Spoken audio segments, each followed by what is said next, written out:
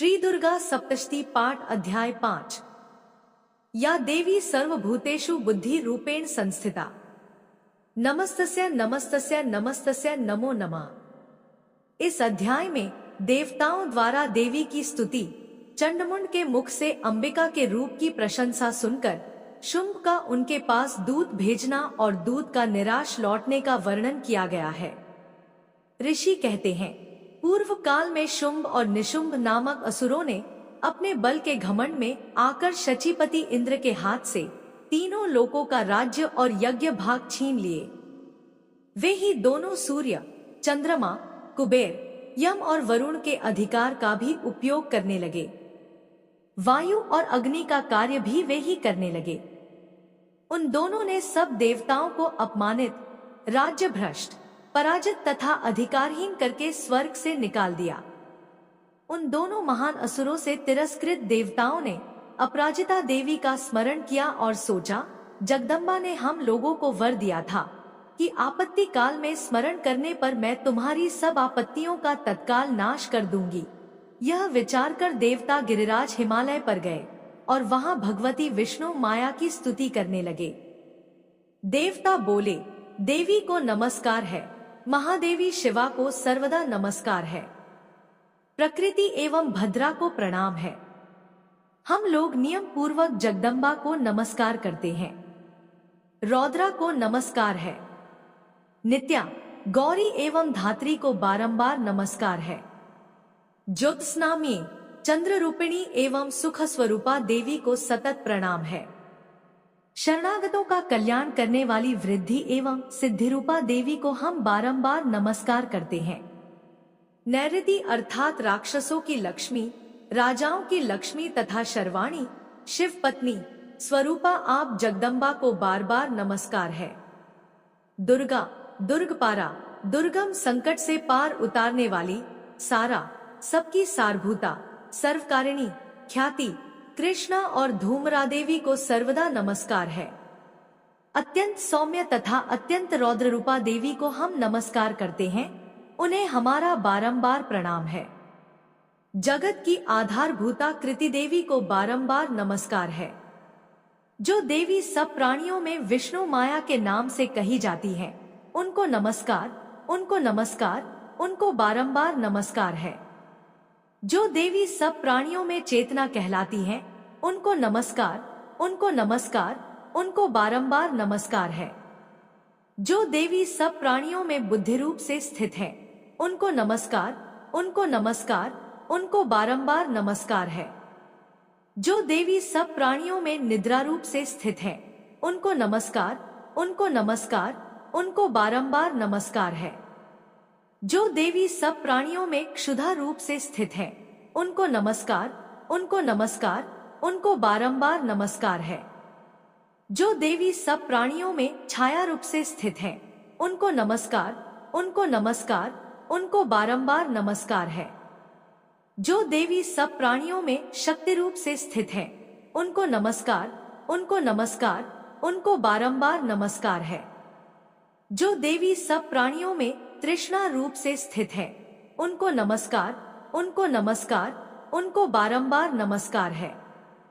जो देवी सब प्राणियों में शांति, क्षमा रूप से स्थित है, उनको नमस्कार, उनको नमस्कार, उनको बारंबार नमस्कार है।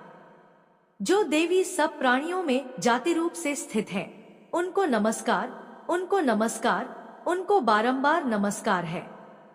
जो देवी सब प्राणियों में लज्जा रूप से स्थित है, उनको नमस्कार, उनको नमस्कार, उनको बारंबार नमस्कार है। जो देवी सब प्राणियों में शांति रूप से स्थित है, उनको नमस्कार, उनको नमस्कार, उनको बारंबार नमस्कार है। जो देवी सब प्राणियों में श्रद्धा रूप से स्थित है, उनको नमस्कार, उनको नमस्कार, उनको बारंबार नमस्कार है। जो देवी सब प्राणियों में कांति रूप से स्थित है, उनको नमस्कार, उनको नमस्कार, उनको बारंबार नमस्कार है। जो देवी सब प्राणियों में लक्ष्मी रूप से स्थित है, उनको नमस्कार, उनको नमस्कार, उनको बारंबार नमस्कार है। जो देवी सब प्राणियों में वृत्ति रूप से स्थित है, उनको नमस्कार, उनको नमस्कार, उनको बारंबार नमस्कार है। जो देवी सब प्राणियों में स्मृति रूप से स्थित है, उनको नमस्कार, उनको नमस्कार, उनको बारंबार नमस्कार है। जो देवी सब प्राणियों में दया रूप से स्थित है, उनको नमस्कार, उनको नमस्कार, उनको बारंबार नमस्कार है। जो देवी सब प्राणियों में तुष्टि रूप से स्थित है, उनको नमस्कार, उनको नमस्कार, उनको बारंबार नमस्कार है। जो देवी सब प्राणियों में माता रूप से स्थित है, उनको नमस्कार, उनको नमस्कार, उनको बारंबार नमस्कार है। जो देवी सब प्राणियों में भ्रांति रूप से स्थित है, उनको नमस्कार, उनको नमस्कार, उनको बारंबार नमस्कार है। जो जीवों के इंद्रिय वर्ग की अधिष्ठात्री देवी एवं सब प्राणियों में सदा व्याप्त रहने वाली है, उन व्याप्ति देवी को बारंबार नमस्कार है। जो देवी चैतन्य रूप से इस संपूर्ण जगत को व्याप्त करके स्थित है, उनको नमस्कार, उनको नमस्कार, उनको बारंबार नमस्कार है। पूर्व काल में अपने अभीष्ट की प्राप्ति होने से देवताओं ने जिनकी स्तुति की तथा देवराज इंद्र ने बहुत दिनों तक जिनका सेवन किया, वह कल्याण की साधन भूता ईश्वरी हमारा कल्याण और मंगल करे तथा सारी आपत्तियों का नाश कर डाले। उद्दंड दैत्यों से सताए हुए हम सभी देवता जिन परमेश्वरी को इस समय नमस्कार करते हैं तथा जो भक्ति से विनम्र पुरुषों द्वारा स्मरण की जाने पर तत्काल ही संपूर्ण विपत्तियों का नाश कर देती हैं, वे जगदम्बा हमारा संकट दूर करें। ऋषि कहते हैं, राजन, इस प्रकार जब देवता स्तुति कर रहे थे, उस समय पार्वती देवी गंगा जी के जल में स्नान करने के लिए वहां आई। उन सुंदर भौहों वाली भगवती ने देवताओं से पूछा, आप लोग यहाँ किसकी स्तुति करते हैं? तब उन्हीं के शरीर कोश से प्रकट हुई शिवादेवी बोली, शुंभ दैत्य से तिरस्कृत और युद्ध में निशुंभ से पराजित हो यहाँ एकत्रित हुए ये समस्त देवता यह मेरी ही स्तुति कर रहे हैं। पार्वती जी के शरीर कोश से अंबिका का प्रादुर्भाव हुआ था, इसलिए वे समस्त लोकों में कौशिकी कही जाती हैं। कौशिकी के प्रकट होने के बाद पार्वती देवी का शरीर काले रंग का हो गया, अतः वे हिमालय पर रहने वाली कालिका देवी के नाम से विख्यात हुई। तदंतर शुंभ निशुंभ के भृत्य चंडमुंड वहां आए और उन्होंने परम मनोहर रूप धारण करने वाली अंबिका देवी को देखा।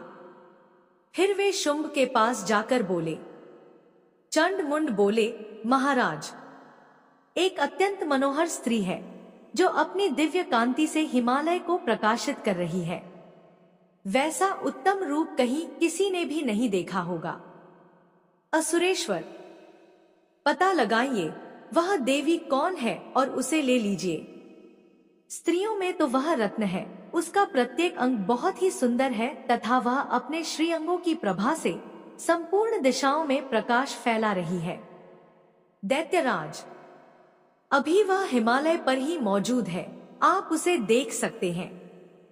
प्रभु, तीनों लोकों में मणि, हाथी और घोड़े आदि जितने भी रत्न हैं, वे सब इस समय आपके घर में शोभा पाते हैं। हाथियों में रत्नभूत ऐरावत यह पारिजात का वृक्ष और यह उच्चे श्रवा घोड़ा, यह सब आपने इंद्र से ले लिया है। हंसों से जुता हुआ यह विमान भी आपके आंगन में शोभा पाता है। यह रत्नभूत अद्भुत विमान जो पहले ब्रह्मा जी के पास था, अब आपके यहाँ लाया गया है। यह महापद्म नामक निधि आप कुबेर से छीन लाए हैं। समुद्र ने भी आपको किंजलकिनी नाम की माला भेंट की है, जो केसरों से सुशोभित है और जिसके कमल कभी कुम्हलाते नहीं हैं। सुवर्ण की वर्षा करने वाला वरुण का छत्र भी आपके घर में शोभा पाता है तथा यह श्रेष्ठ रथ जो पहले प्रजापति के अधिकार में था, अब आपके पास मौजूद है। दैत्येश्वर, मृत्यु की उत्क्रांतिदा नाम वाली शक्ति भी आपने छीन ली है तथा वरुण का पाश और समुद्र में होने वाले सब प्रकार के रत्न आपके भाई निशुंभ के अधिकार में हैं। अग्नि ने भी स्वतः शुद्ध किए हुए 2 वस्त्र आपकी सेवा में अर्पित किए हैं। दैत्यराज, इस प्रकार सभी रत्न आपने एकत्र कर लिए हैं। फिर जो यह स्त्रियों में रत्न रूप कल्याणमयी देवी है, इसे आप क्यों नहीं अपने अधिकार में कर लेते? ऋषि कहते हैं, चंडमुंड का यह वचन सुनकर शुंभ ने महादैत्य सुग्रीव को दूत बनाकर देवी के पास भेजा और कहा, तुम मेरी आज्ञा से उसके सामने ये बातें कहना और ऐसा उपाय करना जिससे प्रसन्न होकर वह शीघ्र ही यहाँ आ जाए। वह दूत पर्वत के अत्यंत रमणीय प्रदेश में, जहाँ देवी मौजूद थी, गया और मधुर वाणी में कोमल वचन बोला। दूत बोला, देवी, दैत्यराज शुंभ इस समय तीनों लोकों के परमेश्वर हैं। मैं उन्हीं का भेजा हुआ दूत हूँ और यहाँ तुम्हारे ही पास आया हूँ। उनकी आज्ञा सदा सब देवता एक स्वर से मानते हैं, कोई उसका उल्लंघन नहीं कर सकता। वे संपूर्ण देवताओं को परास्त कर चुके हैं। उन्होंने तुम्हारे लिए जो संदेश दिया है उसे सुनो। शुंभ ने कहलवाया है, संपूर्ण त्रिलोकी मेरे अधिकार में है। देवता भी मेरी आज्ञा के अधीन चलते हैं। संपूर्ण यज्ञों के भागों को मैं ही पृथक पृथक भोगता हूँ। तीनों लोकों में जितने श्रेष्ठ रत्न हैं, वे सब मेरे अधिकार में हैं। देवराज इंद्र का वाहन ऐरावत जो हाथियों में रत्न के समान है, मैंने छीन लिया है। क्षीर सागर का मंथन करने से जो अश्वरत्न उच्चे श्रवा प्रकट हुआ था, उसे देवताओं ने मेरे पैरों पर पड़कर समर्पित किया है। सुंदरी, उनके सिवा और भी जितने रत्नभूत पदार्थ देवताओं, गंधर्वों और नागों के पास थे, वे सब मेरे ही पास आ गए हैं। देवी, हम लोग तुम्हें संसार की स्त्रियों में रत्न मानते हैं, अतः तुम हमारे पास आ जाओ, क्योंकि रत्नों का उपभोग करने वाले हम ही हैं। चंचल कटाक्षों वाली सुंदरी, तुम मेरी या मेरे भाई महापराक्रमी निशुंभ की सेवा में आ जाओ, क्योंकि तुम रत्न स्वरूपा हो। मेरा वरण करने से तुम्हें तुलना रहित महान ऐश्वर्य की प्राप्ति होगी। अपनी बुद्धि से यह विचार कर तुम मेरी पत्नी बन जाओ। ऋषि कहते हैं, दूत के यो कहने पर कल्याणमय भगवती दुर्गा देवी, जो इस जगत को धारण करती हैं, मन ही मन गंभीर भाव से मुस्कुराई और इस प्रकार बोली। देवी ने कहा, दूत, तुमने सत्य कहा है, इसमें तनिक भी मिथ्या नहीं है। शुंभ तीनों लोकों का स्वामी है और निशुंभ भी उसी के समान पराक्रमी है। किंतु इस विषय में मैंने जो प्रतिज्ञा कर ली है, उसे मिथ्या कैसे करूं? मैंने अपनी अल्पबुद्धि के कारण पहले से जो प्रतिज्ञा कर रखी है, उसे सुनो। जो मुझे संग्राम में जीत लेगा, जो मेरे अभिमान को चूर्ण कर देगा, तथा संसार में जो मेरे समान बलवान होगा, वही मेरा स्वामी होगा। इसलिए शुंभ अथवा महादैत्य निशुंभ स्वयं ही यहाँ पधारे और मुझे जीतकर शीघ्र ही मेरा पाणी ग्रहण कर ले। इसमें विलंब की क्या आवश्यकता है? दूत बोला, देवी, तुम घमंड में भरी हो, मेरे सामने ऐसी बातें न करो। तीनों लोकों में कौन ऐसा पुरुष है जो शुंभ निशुंभ के सामने खड़ा हो सके? देवी, अन्य दैत्यों के सामने भी सारे देवता युद्ध में नहीं ठहर सकते, फिर तुम अकेली स्त्री होकर कैसे ठहर सकती हो? जिन शुंभ आदि दैत्यों के सामने इंद्र आदि सब देवता भी युद्ध में खड़े नहीं हुए, उनके सामने तुम स्त्री होकर कैसे जाओगी? इसलिए तुम मेरे ही कहने से शुंभ निशुंभ के पास चली चलो। ऐसा करने से तुम्हारे गौरव की रक्षा होगी, अन्यथा जब वे केश पकड़कर घसीटेंगे, तब तुम्हें अपनी प्रतिष्ठा खोकर जाना पड़ेगा। देवी ने कहा, तुम्हारा कहना ठीक है, शुंभ बलवान है और निशुंभ भी बड़े पराक्रमी हैं, किंतु क्या करूं? मैंने पहले बिना सोचे समझे प्रतिज्ञा कर ली है। अतः अब तुम जाओ। मैंने तुमसे जो कुछ कहा है, वह सब दैत्यराज से आदर पूर्वक कहना, फिर वे जो उचित जान पड़े करें। इस प्रकार श्री मार्कंडेय पुराण में सावर्णिक मनवंतर की कथा के अंतर्गत देवी महात्म्य में देवीदूत संवाद नामक 5वां अध्याय पूरा हुआ। अब आइए श्रवण करते हैं श्री दुर्गा सप्तशती पाठ का अध्याय 6। इस अध्याय में धूम्रलोचन वध का वर्णन किया गया है। ऋषि कहते हैं, देवी का यह कथन सुनकर दूत को बड़ा अमर्ष हुआ और उसने दैत्यराज के पास जाकर सब समाचार विस्तार पूर्वक कह सुनाया। दूत के उस वचन को सुनकर दैत्यराज कुपित हो उठा और दैत्य सेनापति धूम्रलोचन से बोला, धूम्रलोचन, तुम शीघ्र अपनी सेना साथ लेकर जाओ और उस दुष्टा के केश पकड़कर घसीटते हुए उसे बलपूर्वक यहाँ ले आओ। उसकी रक्षा करने के लिए यदि कोई दूसरा खड़ा हो तो वह देवता, यक्ष अथवा गंधर्व ही क्यों न हो, उसे अवश्य मार डालना। ऋषि कहते हैं, शुंभ के इस प्रकार आज्ञा देने पर वह धूम्रलोचन दैत्य 60,000 असुरों की सेना को साथ लेकर वहां से तुरंत चल दिया।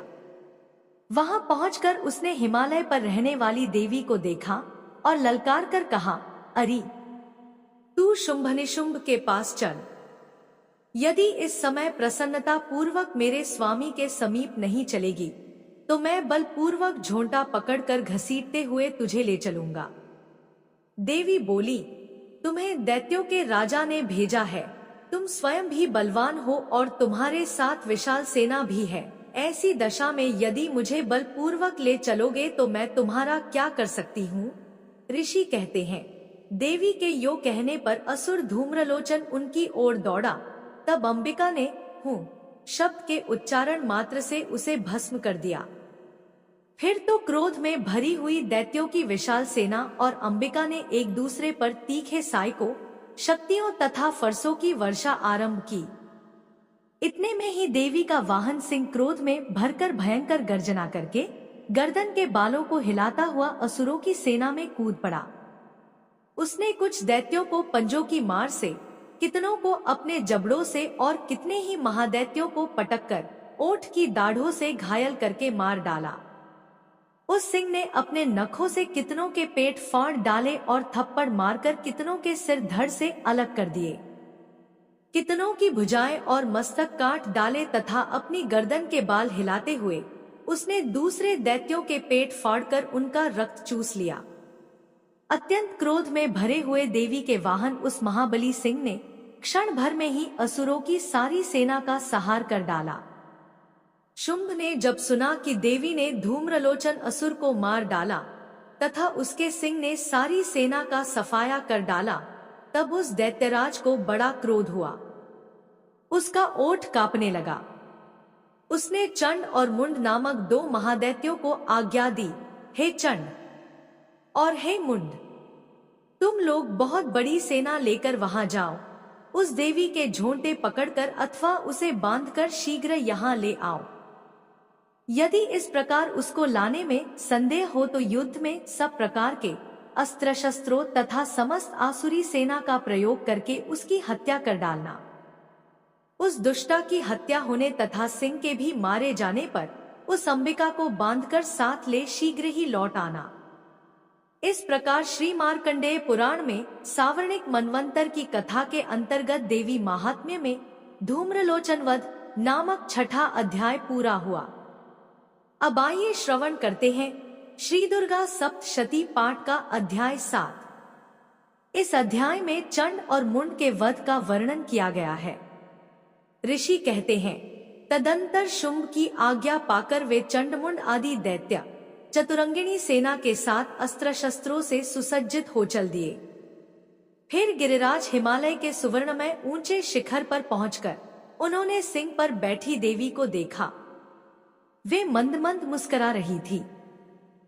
उन्हें देखकर दैत्य लोग तत्परता से पकड़ने का उद्योग करने लगे।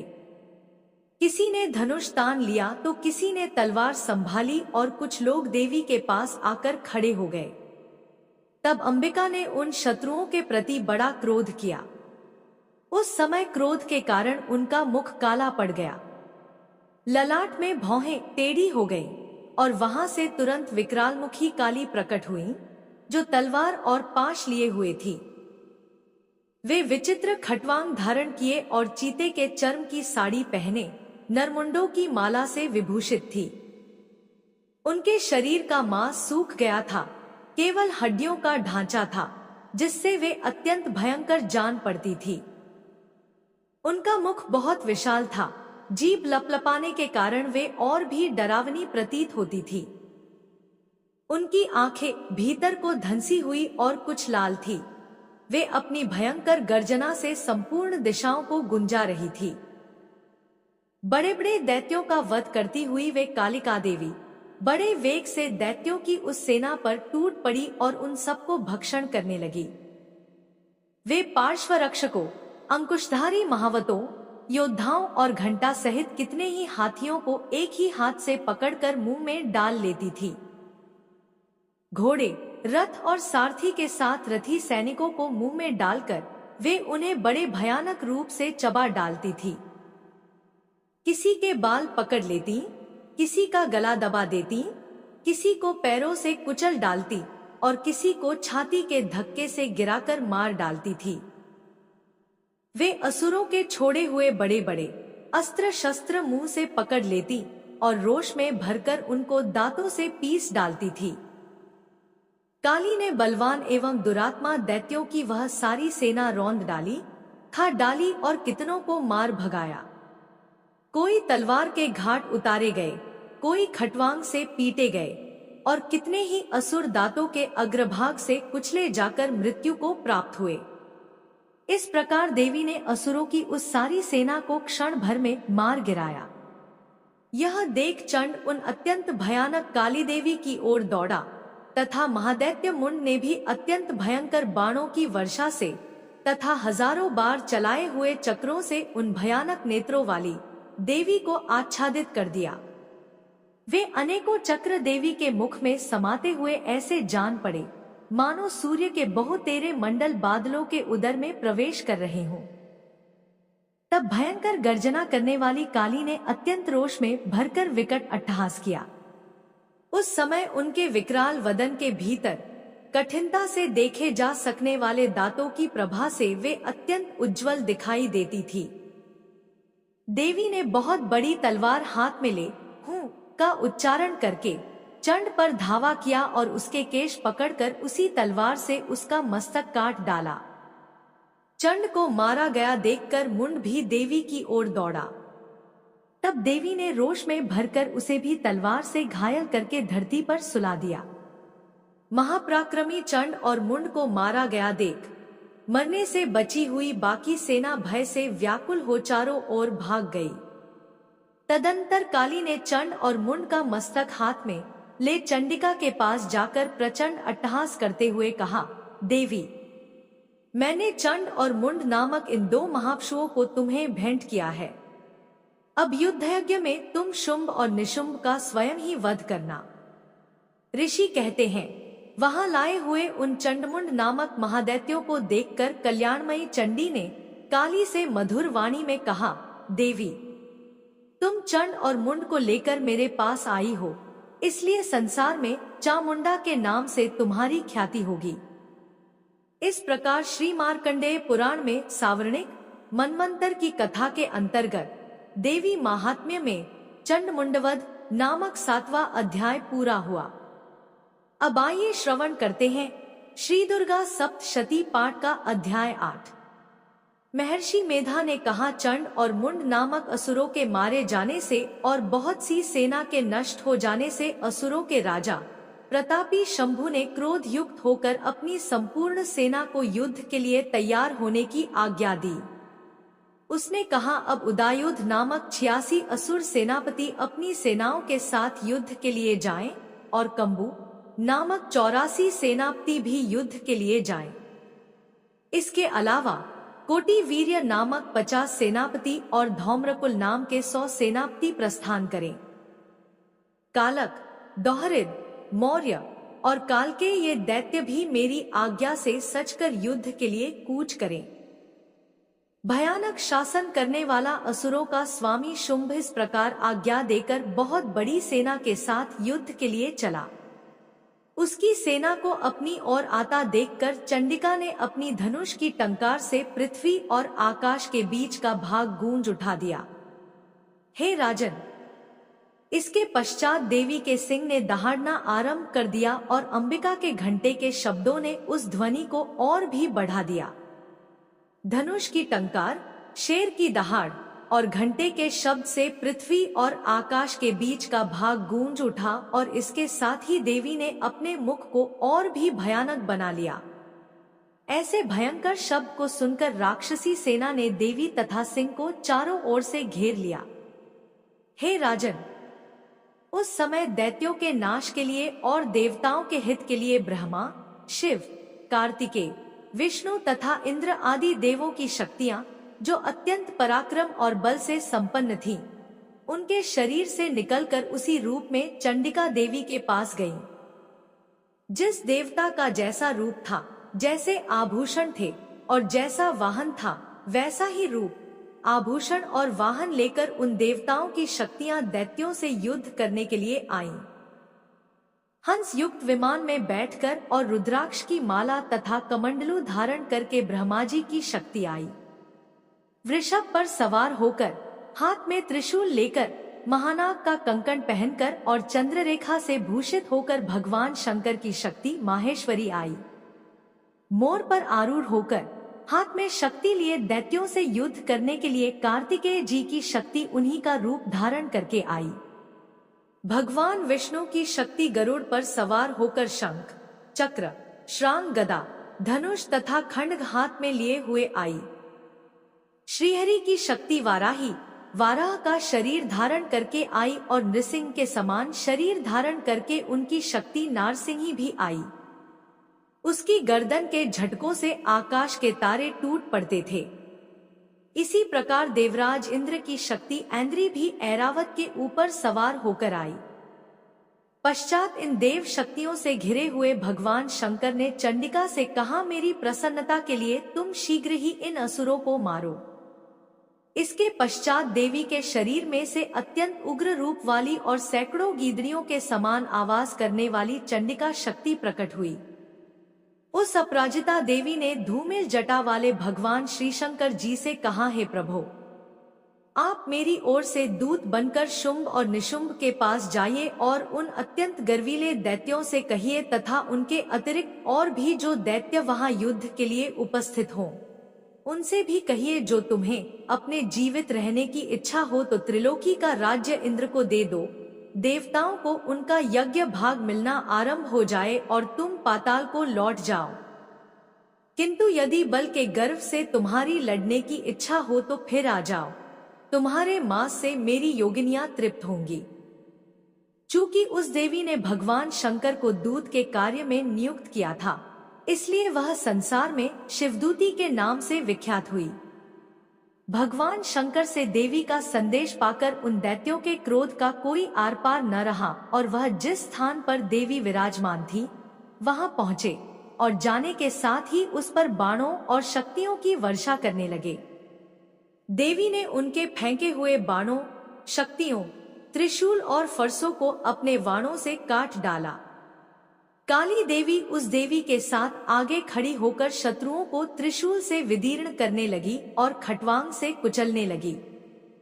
ब्राह्मणी जिस तरफ दौड़ती थी उसी तरफ अपने कमंडलू का जल छिड़क कर दैत्यों के वीर्य व बल को नष्ट कर देती थी। इसी प्रकार माहेश्वरी त्रिशूल से, वैष्णवी चक्र से और अत्यंत कोप वाली कौमारी शक्ति द्वारा असुरों को मार रही थी। ऐन्द्री के बाजू के प्रहार से सैकड़ों दैत्य रक्त की नदियां बहाते हुए पृथ्वी पर सो गए। वाराही ने कितने ही राक्षसों को अपनी थूथन द्वारा मृत्यु के घाट उतार दिया।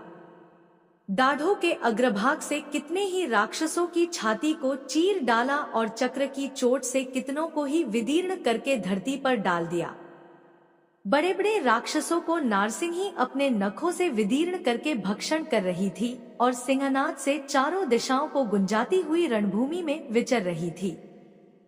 शिवदूती के प्रचंड अट्टहास से कितने ही दैत्य भयभीत होकर पृथ्वी पर गिर पड़े और उनके गिरते ही वह उन्हें भक्षण कर गई। इस तरह क्रोध में भरे हुए मातृगणों द्वारा नाना प्रकार के उपायों से बड़े बड़े असुरों को मरते हुए देखकर राक्षसी सेना भाग खड़ी हुई। उनके भागते देखकर रक्तबीज नामक महापराक्रमी राक्षस क्रोध में भरकर युद्ध के लिए आगे बढ़ा। उसके शरीर से रक्त की बूंदें पृथ्वी पर गिरने लगी और जैसे ही गिरती थी तुरंत वैसा ही शरीर वाला तथा वैसा ही बलवान दैत्य पृथ्वी से उत्पन्न हो जाता था। रक्तबीज गदा हाथ में लेकर ऐन्द्री के साथ युद्ध करने लगा। जब ऐन्द्री शक्ति ने अपने वज्र से उसे मारा तो घायल होने के कारण उसके शरीर से बहुत सा रक्त बहने लगा और उसकी प्रत्येक बूंद से उसके समान ही बलवान तथा महापराक्रमी अनेकों दैत्य भयंकर रूप से प्रकट हो गए। वे सबके सब दैत्य बीज के समान ही बलवान तेज वाले थे। वे भी भयंकर अस्त्र शस्त्र लेकर देवियों के साथ लड़ने लगे। जब ऐन्द्री के वज्र प्रहार से उसके मस्तक पर चोट लगी और रक्त बहने लगा तो उसमें से हजारों ही पुरुष उत्पन्न हो गए। वैष्णवी ने चक्र से और ऐन्द्री ने गदा से रक्तबीज को चोट पहुंचाई। वैष्णवी के चक्र से घायल होने पर उसके शरीर से जो रक्त बहा उससे हजारों महाअसुर उत्पन्न हुए, जिनके द्वारा यह जगत व्याप्त हो गया। कौमारी ने शक्ति से, वाराही ने खड्ग से और माहेश्वरी ने त्रिशूल से उसे घायल किया। इस प्रकार क्रोध में भरकर उस महादैत्य ने सब मातृ शक्तियों पर पृथक पृथक गदा से प्रहार किया। माताओं ने शक्ति तथा शूल इत्यादि से उसे बार बार घायल किया, जिससे सैकड़ों महादैत्य उत्पन्न हुए और इस प्रकार रक्तबीज के रुधिर से उत्पन्न हुए असुरों से संपूर्ण जगत व्याप्त हो गया, जिससे देवताओं को भय हुआ। देवताओं को भयभीत देखकर चंडिका ने काली से कहा, है चामुंडे, अपने मुख को बड़ा करो और मेरे शस्त्रघात से उत्पन्न हुए रक्त बिंदुओं तथा रक्त बिंदुओं से उत्पन्न हुए महाअसुरों को तुम अपने इस मुख से भक्षण करती जाओ। इस प्रकार रक्त बिंदुओं से उत्पन्न हुए महादैत्यों को भक्षण करती हुई तुम रणभूमि में विचरो। इस प्रकार रक्त क्षीण होने से यह दैत्य नष्ट हो जाएगा। तुम्हारे भक्षण करने के कारण अन्य दैत्य नहीं होंगे। काली से इस प्रकार कहकर चंडिका देवी ने रक्तबीज पर अपने त्रिशूल से प्रहार किया। काली देवी ने अपने मुख में उसका रक्त ले लिया। तब उसने गदा से चंडिका पर प्रहार किया। प्रहार से चंडिका को तनिक भी कष्ट न हुआ, किंतु रक्तबीज के शरीर से बहुत सा रक्त बहने लगा, लेकिन उसके गिरने के साथ ही काली ने उसे अपने मुख में ले लिया। काली के मुख में उस रक्त से जो असुर उत्पन्न हुए उन्हें उसने भक्षण कर लिया और रक्त को पीती गई। तदंतर देवी ने रक्तबीज को, जिसका खून काली ने पिया था, चंडिका ने उस दैत्य को वज्र, बाण, खड्ग तथा रिष्टि इत्यादि से मार डाला। हे राजन, अनेक प्रकार के शस्त्रों से मारा हुआ और खून से वंचित वह महादैत्य रक्तबीज पृथ्वी पर गिर पड़ा। हे राजन, उसके गिरने से देवता अत्यंत प्रसन्न हुए और माताएं उन असुरों का रक्त पीने के पश्चात उद्धत होकर नृत्य करने लगी। इस प्रकार श्री मार्कंडेय पुराण में सावर्णिक मनमंतर की कथा के अंतर्गत देवी महात्म्य में रक्तबीज वध नामक 8वां अध्याय पूरा हुआ। जय माता दुर्गा। अगर वीडियो पसंद आई तो हमारे चैनल को सब्सक्राइब करें। धन्यवाद।